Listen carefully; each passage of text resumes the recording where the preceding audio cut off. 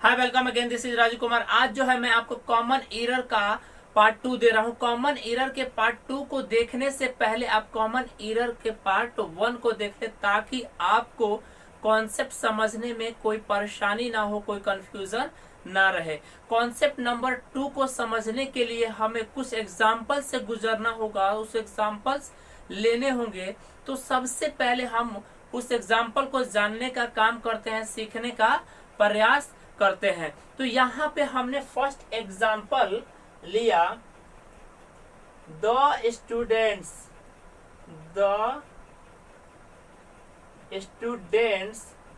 Of this class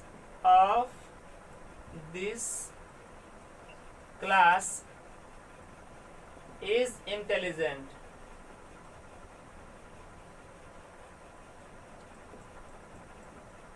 second यहां पे हमने एग्जाम्पल लिया,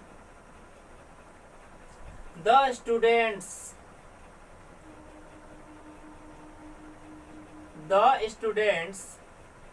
of this class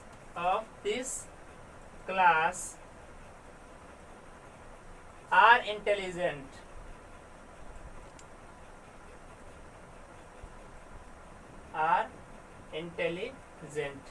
third number यहाँ पे हमने लिया, the problem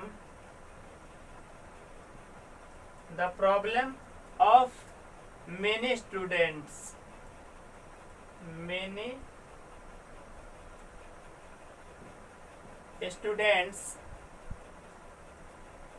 is solved।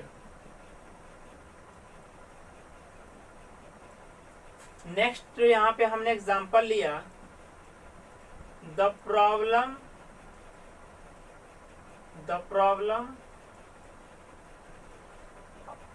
of many students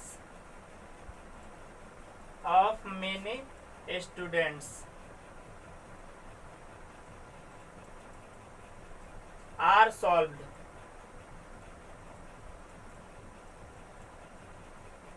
आपके सामने टोटल यहाँ पे 4 एग्जाम्पल्स लिखे गए हैं। यहाँ पे आपको एक एक कर कर पढ़ना है, समझना है, और इसमें से आपको जज करना है कि कौन सा सेंटेंस यहाँ पे राइट है और कौन सा सेंटेंस रॉन्ग है। तो सबसे पहले हम इसे पढ़ने का काम करते हैं, समझने का काम करते हैं। The students of this class is intelligent. बोलो, ये सेंटेंस आपको राइट लग रहा कि नहीं लग रहा? ये सेंटेंस आपको राइट लग रहा होगा, यानी ये सेंटेंस कुछ बच्चों को राइट और कुछ बच्चों को रॉन्ग लग रहा होगा।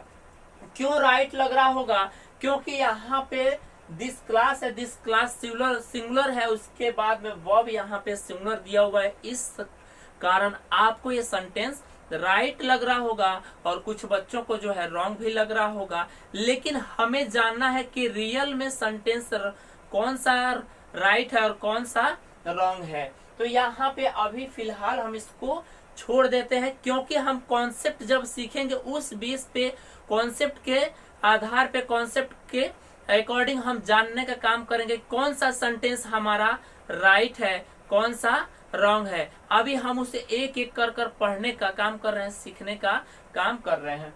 The students of this class are intelligent. ये सेंटेंस तो कुछ बच्चों को राइट और फिर कुछ बच्चों को रॉन्ग लग रहा होगा, लेकिन क्यों राइट क्यों रॉन्ग?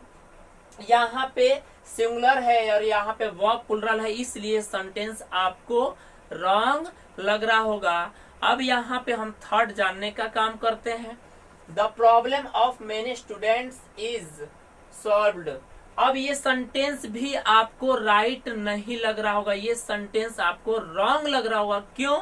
क्योंकि यहाँ पे आपका स्टूडेंट्स और यहाँ पे आपका इज सिंगुलर वर्ब है, यहाँ पे इज यूज किया गया, सिंगुलर वर्ब यूज किया गया, तो ये भी सेंटेंस राइट नहीं लग रहा होगा। तो यहाँ पे अब हम नेक्स्ट जानने का काम करते हैं, the problem of many students are solved.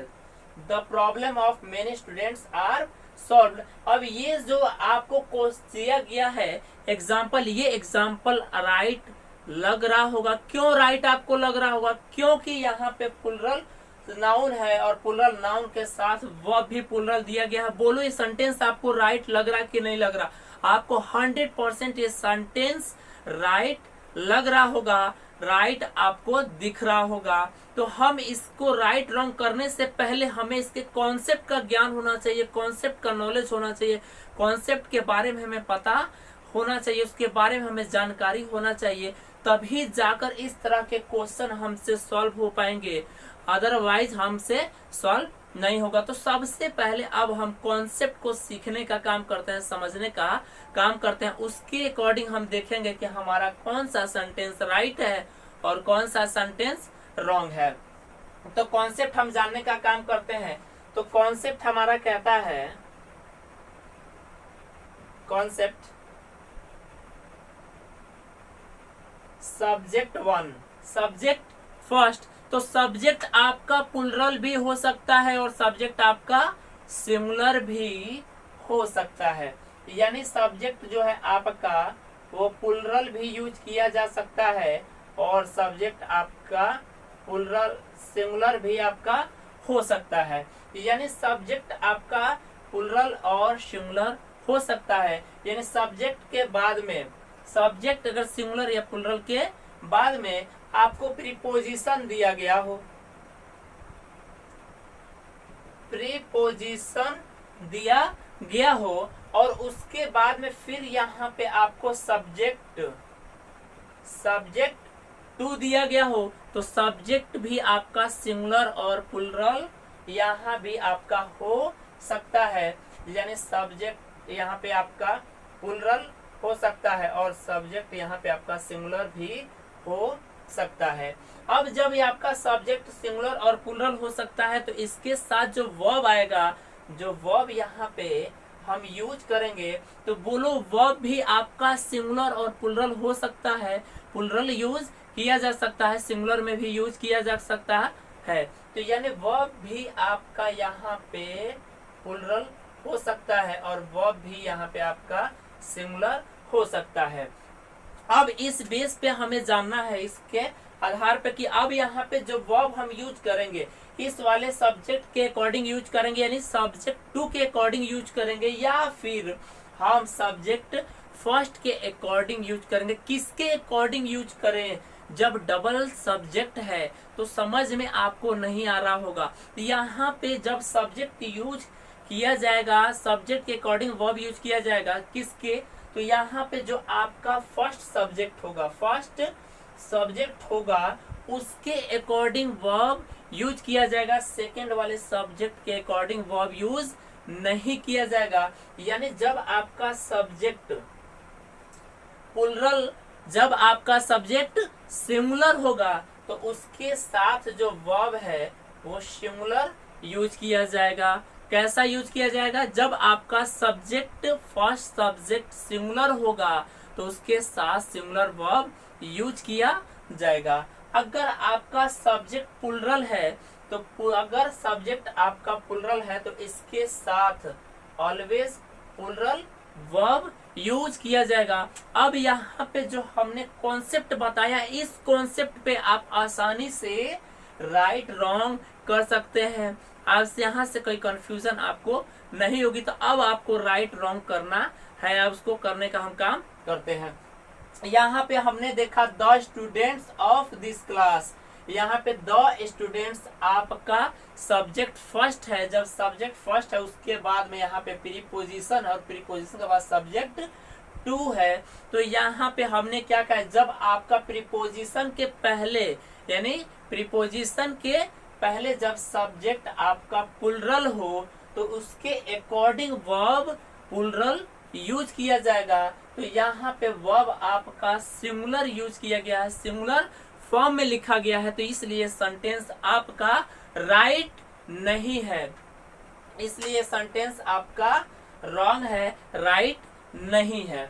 अब यहाँ पे सेम कंडीशन है, द स्टूडेंट्स आपका प्लूरल सब्जेक्ट है और उसके बाद में प्रीपोजिशन है, उसके बाद में फिर सब्जेक्ट 2 है। तो यहाँ पे हमें वर्ब किसके अकॉर्डिंग यूज करना है? जल्दी बोलो, किसके अकॉर्डिंग? सब्जेक्ट फर्स्ट या सेकंड? फर्स्ट के अकॉर्डिंग हमें यूज करना है। तो यहाँ पे हमारा प्लुरल है तो इसके साथ वर्ब भी प्लुरल है, तो इस कंडीशन में हमारा ये सेंटेंस 100% राइट है, रॉन्ग नहीं है। अब यहाँ पे थर्ड सेंटेंस यहाँ पे द प्रॉब्लम आपका सब्जेक्ट 1 और उसके बाद प्रीपोजिशन, उसके बाद सब्जेक्ट 2। तो यहाँ पे हमें वर्ब किसके अकॉर्डिंग यूज करना है, फर्स्ट वाले के अकॉर्डिंग। जब फर्स्ट हमारा सिंगुलर की प्लुरल, प्रॉब्लम सिंगुलर की प्लुरल, प्रॉब्लम आपका सिंगुलर, जब सिंगुलर है तो इसके साथ वर्ब सिंगुलर यूज किया गया है यानी इज यूज किया गया है, तो ये सेंटेंस आपका राइट है, रॉन्ग नहीं है। यानी थर्ड वाला सेंटेंस आपका राइट होगा, रॉन्ग नहीं होगा। अब यहाँ पे देखेंगे आप the problem of many students, बहुत बच्चे क्या करते हैं, बहुत बच्चे करते हैं इस यानी सेकंड वाले सब्जेक्ट के अकॉर्डिंग वर्ब यूज कर देते हैं आप, वो सेंटेंस आपका गलत हो जाता है। अब यहाँ पे हम इसके अकॉर्डिंग सेकंड वाले सब्जेक्ट के अकॉर्डिंग वर्ब यूज नहीं करेंगे, यूज करेंगे फर्स्ट वाले के अकॉर्डिंग। तो यहाँ वर्ब हमारा सिंगुलर होना था, इसलिए सेंटेंस हमारा रॉन्ग है, राइट नहीं है। अब ये कॉन्सेप्ट, इस कॉन्सेप्ट को आप आसानी से ऑलवेज आप अपने माइंड में रखें, अपने पास रखें, ताकि इस तरह के क्वेश्चन अगर आपसे आते हैं तो किस आपसे एग्जाम में छूटे नहीं, आप आसानी से सॉल्व कर पाए। अगर यहाँ से आपसे क्वेश्चन पूछता है तो किस पार्ट में एरर पूछेगा, एरर पूछेगा आपसे वर्ब के पार्ट में या फिर आपसे नाउन के पार्ट में। यानी यहाँ पे जैसे वर्ब यहाँ पे सिंगुलर दिया गया है तो यहाँ पे वर्ब आपको सिंगुलर देकर प्रॉब्लम पूछ लेता है या प्रॉब्लम पूछा जाता है।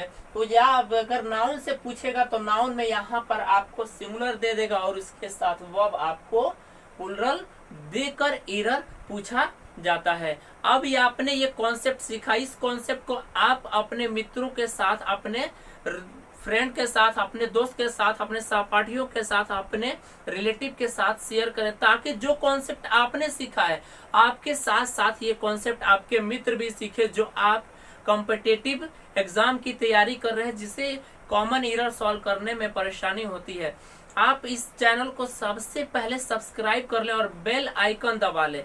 क्यों सब्सक्राइब कर लें, क्यों बेल आइकन दबा लें? क्योंकि जैसे मैं वीडियो अपलोड करूं, जब मैं वीडियो अपलोड करूं तो सबसे पहले नोटिफिकेशन आपके पास जाए और आप सबसे पहले नया नया कॉन्सेप्ट आप सीख लें, समझ लें, ताकि आपको एग्जाम में कोई परेशानी ना हो, कोई दिक्कत ना हो। Thank you very much.